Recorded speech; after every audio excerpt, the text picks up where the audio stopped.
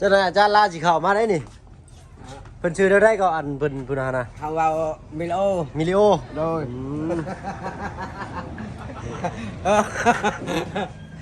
หักเพลงเราคือน้องดีแล้ว เนาะเห็นกันนิสัยก็หักแพงกันนั่นแหละเนาะ แมน เอาบัดเพื่อนจะได้สนองบ่ได้ท่าบ่สิ ยังไม่ทันค่ะกัน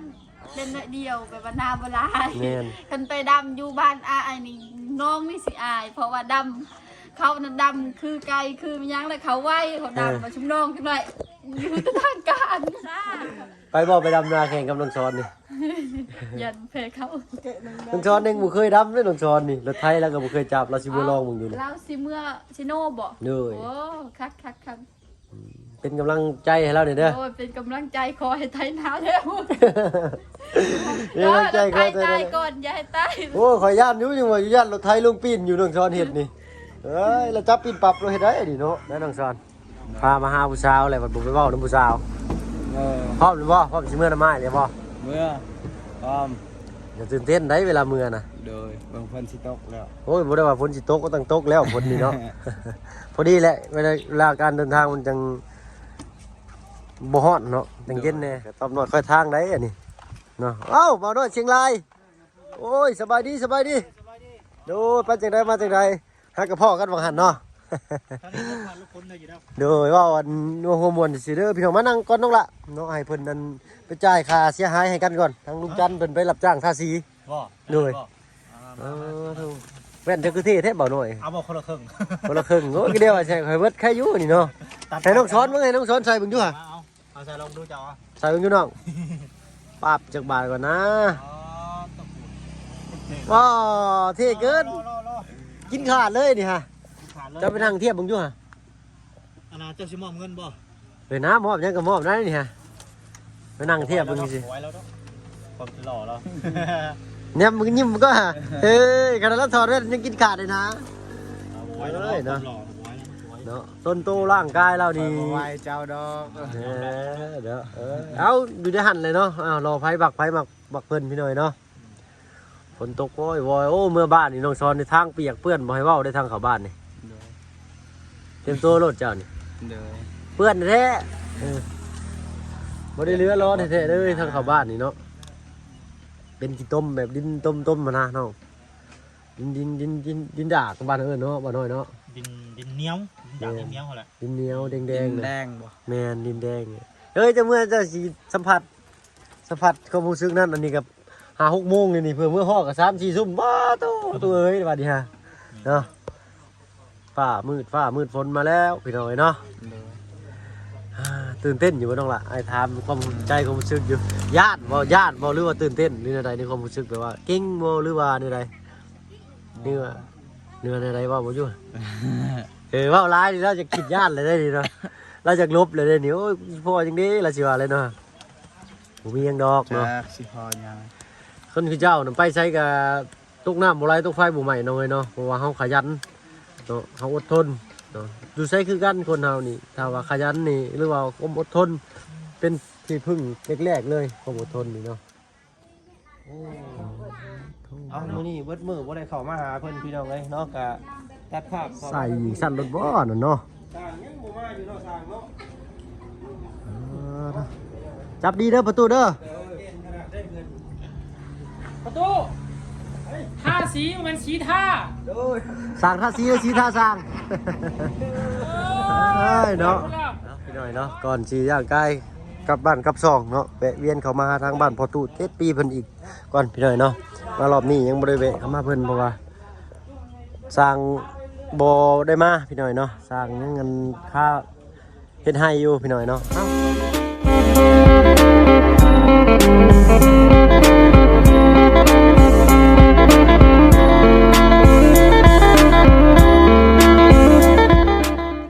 กราบทักทายสบายดีพ่อแม่พี่น้องหมู่เพื่อนกันเบิดสุภูสุคนเนาะยินดีต้อนรับเข้าสู่ช่องบ่าวเพิ่นเคยลาอีกคือเก่าพี่น้อยเนาะมื้อนี้อยู่ทางบ้านสกีพีนพี่น้อยเนาะสีก่อนสีเมื่อบ้านนี่ก็สิแวะมาเบิ่งทางบ้านประตูเพิ่นเนาะโอ้มาฮอดเพิ่นก็ทาสีบึ้มๆบ้ํพี่น้อยเนาะเบิ่งฝีมือในการทาสีเพิ่นก่อน อ๋อโตผมคือกินสีมาแล้วบัดนี้ สร้างท่าสีหรือว่าสีท่าสร้างพี่น้องเอ้ยบัดนี้เนาะเบิ่งก่อนคือสิได้อยู่ดอกเนาะ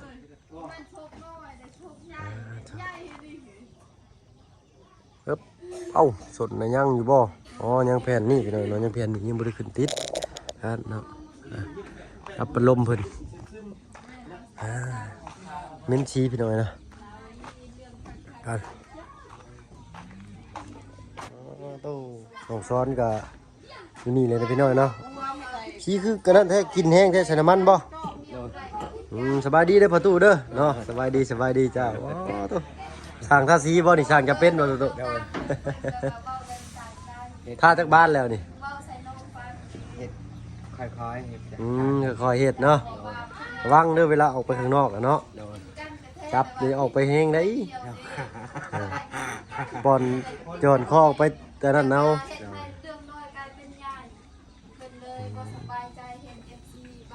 เบิ่งฝีมือเพิ่นท่าสีกับพี่น้อยเนาะน้องซ้อนท่าเป็นอยู่บ่เนี่ยเงึบเนาะ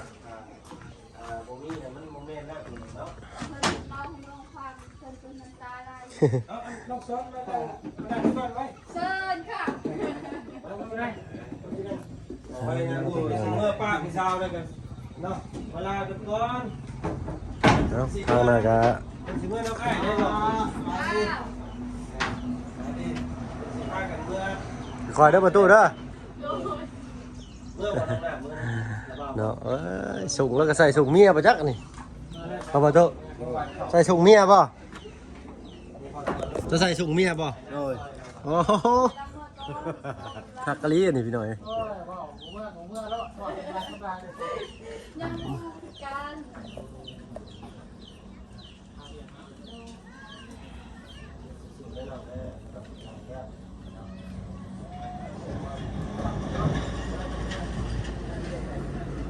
จับไข่เมียครับ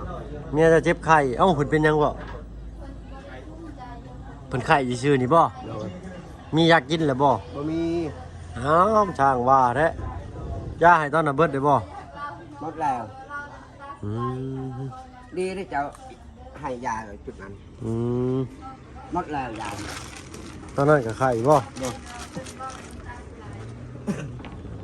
ะบ่ได้ไปชื่อหืดชื่อยาบ่สะบัดนี่ ว่ามีเงิน อ้าวขี่รถถีบเป็นแล้วบ่เจ้านั่น เป็นตัวเดียว เป็นหน่อยเดียวว้ายเนาะบ่เป็นมุนเบิดแล้วบ่ โดย เนาะยังคือเก่าอยู่เนาะรถจักรยานกันเนาะ โดย โอ้เราได้นาฬิกางามแท้เอามาใช้นาฬิกานี่คืองามแท้นี่ มาแล้วก็ลงมือเองเลย จักโมงนี่เบิ่งอยู่ว่า อันนั้น ต้องลดค่าสร้างให้เราได้ ไปทำงานเขาชื่อเตเวียดเด้ ชื่อว่าตะเบียดพุ่นเนาะเฮ็บโอ้คอยเด้อคอยเด้อ เอาศาสตร์เอายังปูก่อนเด้ออย่างไรเฮ็ดเด้อเพื่อนสีทาคนมันเป็นคนท่าสีบาทที่เราเลย สีท่าทาง สีท่าสร้างมันเป็นสร้างท่าสี เลยโตเราเฮ็ดเนียบอยู่ได้คอยท่าเราอ่ะ ใจเย็นก่อนก็ได้ประตูเลย โดย มันจะงามให้สร้างคนเฮ็ดซะเนาะมันจังบ่เปื้อนเราพดบ่ได้คืออยู่บ่เอาลองมึงอันเดียวนี่ก่อนก็ได้เด้อประตูมือหน้าจังให้สร้างคนเฮ็ดเด้อมึงเนี่ยมันคุใส่น้ำบันหลักของพี่น้อง เพื่อนจะลุมน้ เสร็จบ่ออกได้เดี๋ยว แห้งก็เซาะบอกได้เนาะ ต้องคอยดีได้เนาะ โดย เอาให้เราโชว์ฝีมือของเราก่อนเสร็จพี่น้องเลย 1สเต็ป เฮ็ดฟองหน้าของเรานี่3แล้วก็ได้นี่เนาะ 3ปอง โอ้ดีเป็นแม่นนี่ ทางอาจารย์เล่าบ่เบื่ออันให้เพิ่นท่าสีท่านี่แม่นอันนี้ทางอาจารย์เล่าให้เพิ่นท่าสีท่าสีท่าท่าเจ้าหน้าอาจารย์ลาสิเข้ามาได้นี่เพิ่นชื่อได้ก็อันเพิ่นพุ่นน่ะนะ เขาเอามิโล มิลิโอ โดย เอามือได้เสียสร้างมานี่ มือนี้ มิลิโอ เอาเดี๋ยวมือนี่เลย มือนี้เลยเขาตั้งชื่อใหม่ได้มิโล ตั้งชื่อบ่ได้มิลิโอน่ะอาจารย์ลา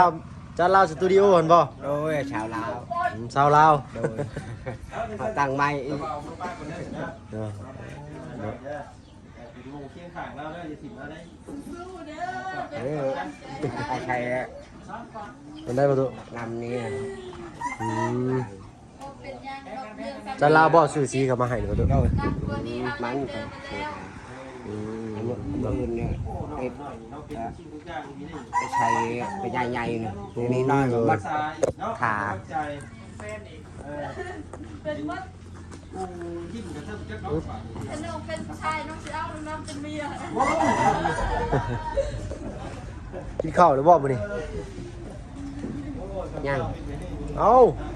เบิดมื้อนี่บ่ยังบ่ทันกินข้าวนี่ บ่เอามือแต่ให้ทานี่เลย อืมไปให้นี่ไปเห็นนางประตู ชักให้ ชักเข่าหรือบ่ โดยยังว่าไร ยังบ่แล้วบ่ โอ้ย ไปเฮ็ดผู้เดียวดิบ่ประตู เพราะเดียวเฮาเมียเฮาเจ็บไข้เจ็บหัว เงินเมียเจ็บหัว โดย โอ้ยเนาะเบิ่งเนาะเบิ่งยาได้เนาะ ข้ามมือแหละ สามมื้อแล้ว โดย เอ้าฝนตกเราไปแข่งฝนบ่จักว่าฝนตกช่อง3มื้ออีกนะเอ้าเฮือนน้อยน่ะมั่างไปได้บ่ประตูไปมั่างไปอยู่ไสอ่ะ บางป้าอยู่ห่างแล้ว อืม กันแล้วเฮาอยากยายอยู่นี่ ง่ายไปอยู่ตารางนี่บ่หรือขึ้นมาเลย โดย ง่ายขึ้นมาเลยนะหรือว่าอยู่ในอยู่ตาราง เอาหูกันเพิ่นหน่อยอยากดังไฟตังอยู่พุ่น คือเฮือนน้อยไปเฮ็ดเฮือนครัวอยู่พุ่น โดย เฮ็ดกินอยู่ลุม จะกินอยู่ เนาะคือแหละพี่น้อยเนาะมันจังโบดำเฮือนเจ้าท่าจักกองเลยประตูเนี่ยแต่ท่าได้จักอันแหละ นี่ โดยใส่นับเบิ่งอยู่ห่ะหนึ่งอันนั้นอันนี้ยังเนาะ ยังตาม เจ้าท่าเบิดเป็นบ่นี่ฮะโอ้ก็บ่เป็นหยังดอกพี่น้อยเนาะตามเบิ่งนี่ก็ได้ตามจริงอยู่ต้องท่าเขาอีกบ่เดี๋ยวนะนี่เอาให้เพิ่นท่าสีถาก่อนพี่น้อยเนาะให้สีท่าเพิ่นท่าก่อน เอาก่อนสิลากลับบ้านแวะมาหาทั้งน้องลาน้อยกับน้องน้ำโอ้เห็นอยู่ตรงกันตลอดโดยสบายดีเจ้าเนาะโอ้เป็นไหนน้องน้ำมาเลยนะแต่ลายมือนี่สีหน้าบ่ค่อยดีเลยเนาะเป็นได้น้องล่ะเมื่อยซื่อเนาะเนาะเขาบอกว่าสิพากันเดินทางกลับบ้านแล้วบ้านนี้เนาะ เดินทางปลอดภัยเด้อ โดยพาผู้บ่าวมาแวะหาเพิ่นจมหาเด้อยู่กินนี่ได้ แม่นสิบ่ เอ้าเพิ่นจมเนาะในช่องเงินในอันบ่พึ่งนั่งเล่นในตารางใต้ทุนบ้านเพิ่นเนาะนั่งเช้าเย็นอยู่กับโอ้ย พากันมาแต่ไส มาแต่บันดงมาแต่พาน้องซ้อนกินข้าว อ๋อแล้วแวะมาพี่เลย เลยมาถ่าอาจารย์ลาวถ่าวิดีโอ ทางประตูเพิ่นพาเอิ้นพี่น้อยเนาะว่าจ้าได้บทสุภาพกะขอโทษขออภัยนำในไลน์พี่น้องเนาะเนาะเพิ่นตอนมื้อเว้นนี้นั่นเพิ่นทางน้องซ้อนเพิ่นว่าเอ้าเจ้าบ่ได้ไปอันเฮือนผู้ลาน้อยบ่เพิ่นว่าสินะเอ้าน้องลาน้อยบ่โอ้ยยังบ่ได้จันบ่ได้แวะก็ไปอยู่ว่ะเนาะบ่มีงานเก็บอยู่หั่นว่ะโอ้อยากไปบ่สิพาไปว่ะเพิ่นถามอีหลีได้บ่ได้ไปหั่นบ่เพิ่นว่าเด้โอ้น้องซ้อนมักไผถามเพิ่นเราบ่บอกเด้ สเปคเจ้าอยู่บ่น้องล่ะสเปคเจ้าอยู่บ่น้องซ้อนนี่นะโอ้โหบ่ เป็นเราเป็นคืออะเห็นหักแพงเราคือน้องนุ่งนี่แล้ว เนาะเห็นกันนิสัยก็หักแพงกันนั่นแหละเนาะ แม่น เอาบัดเพื่อนจะได้สนองบ่ได้ท่าบ่สิ ยังบ่ทันทาเขาเรียก อ๋อแล้ววิทย์หน้าฟอกหน้าฝนพุ่นบ่หรือแนวใด บู้ยังบู้คือกัน อืม เพราะว่าเรียกยังลายเด้ เนาะยังงั้นซักข้าวบ่หรือหวานเอา ซักข้าว เอาของเจ้าก็ไปซักอยู่เขาบ่เนาะหรือว่าซักอยู่ในไหน ให้น้อย อยู่ในรางบ้านนี่บ่ ๆก็อยู่พุ่นน้อยๆนะ อืม ได้สำเพื่อนประตูละ อืม แบบมันบ่มีดินที่ซักเข้าเด้แบบว่าปลูกมันต้นหมด เด้ แต่ อ บ่มีดิน เหลือสำนั่นก็เลยสิปลูกสำนั่นแทน โดย เข้าให้กับเข้านี่อันใดงามกว่ากันน้องเข้าหน้าน้องงามกว่าเนาะ นาแล้ว เจ้าก็มีหน้าอยู่แต่ว่าหลังบ้าน มี นี่เนาะ มีหน่อยเดียวบนนี้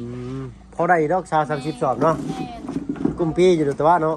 บ่กุ้มเพราะว่า บ่กุ้ม คัน บ่ ชุบน้องกินแต่เฮือนชุบน้องกับกุ้มมันนี่มีพี่น้องนำเด้ อืม เขาเจ้ามาซอยเด้ให้ ก็ คน แบ่ง ละ2-3เป้าก็หม เล ด ยเนาะเพิ่นมาซอยก็แบ่งปันให้เพิ่นนำ เพิ่นบ่มีหน้าเด้ก็เลยต้องแบ่งปัน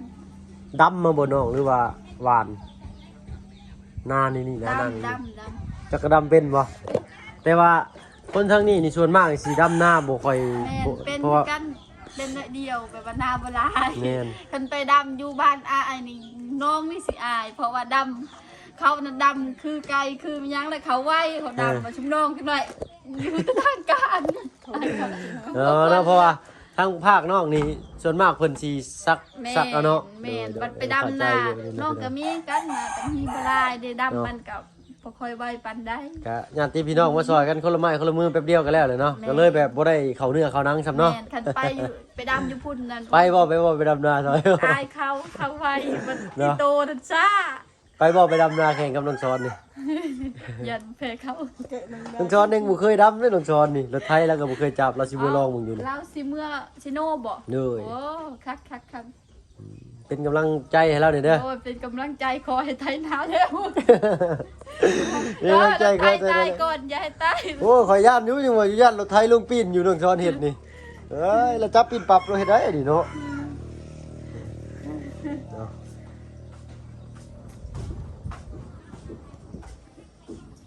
เนาะเว้ากันพอหอมปากหอมคอพี่น้อยเนาะ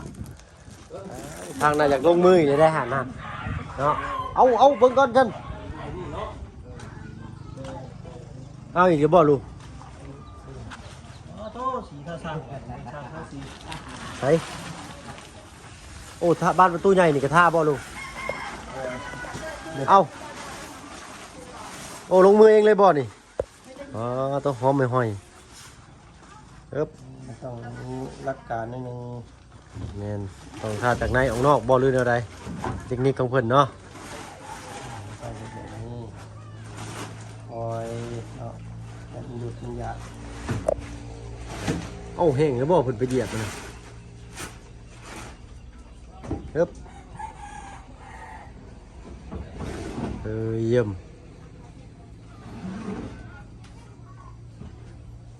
นะโอ้เพิ่นใส่เป็นบานสีขาวอันเสื้อละเพิ่นนี่เพิ่นสิใช้เป็นสีหยังเด้เนาะสีประดู่บ่ ในสักท้อง อ๋อไม้สักทองอืมเออคุยกันเลยนี่เอาเป็นยังไงเนาะ ครับไปคนสีซอยแล้วนี่พูดไปลำไปล่าทั้ง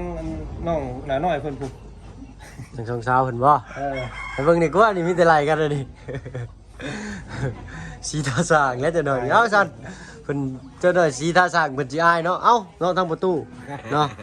กลับบ้านกลับช่องก็เด้อประตูเด้อเนาะสบายดีเนาะ นายไปเที่ยว โดยเนาะเอาอยู่ดีมีแห้งทางประตูเพิ่นก็ได้เนาะสบายดีจ้ะเนาะมื้อหน้าฟ้าใหม่พ่อกันเนาะประตูเนาะโดยฮึบแห้งแล้วบ่เนาะหึ ใกล้สิแห้งแล้ว ใกล้เลยเนาะ อันนี้ยังบ่ค่อยติด จ้างท่าสีให้กันจะเล่าก่อน อืมโดยทางลุงก็สิจ้างท่าซีให้จ้าลาวเพิ่นไปหน่อยเนาะ น้ำมันเนื้อนะ แห้งแล้วบ่นี่โอ้แห้งแล้วนี่เนาะ เราจ้าง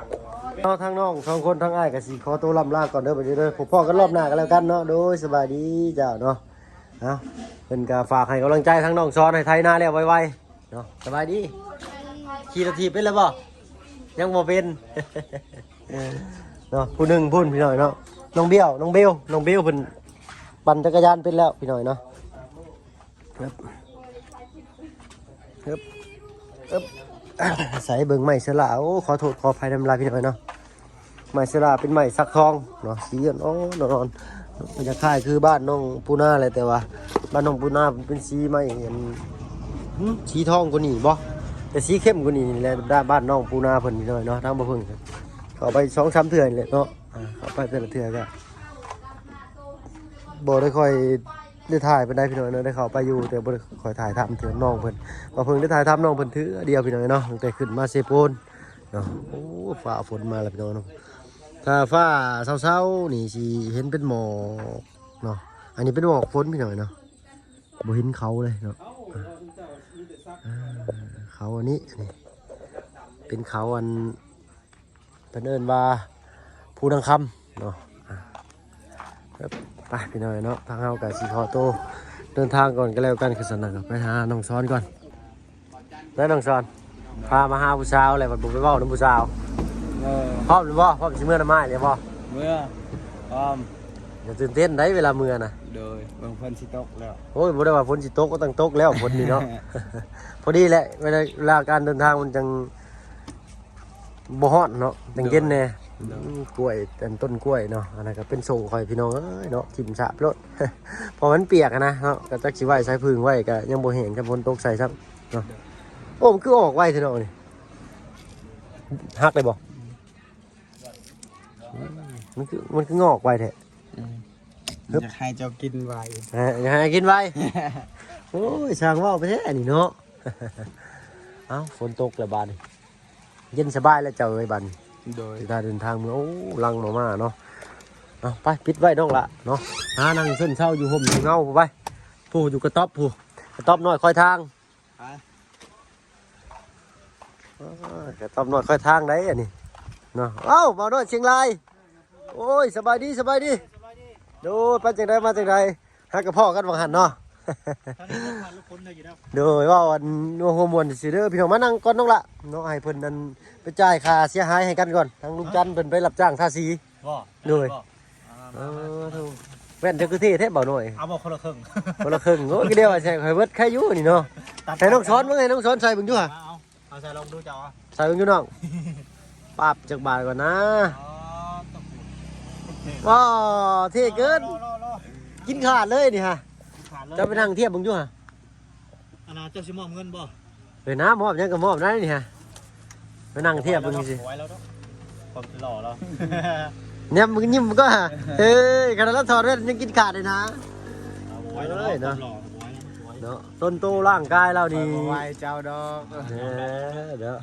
เอาดูได้หันเลยเนาะเอารอไผบักเพิ่นพี่หน่อยเนาะ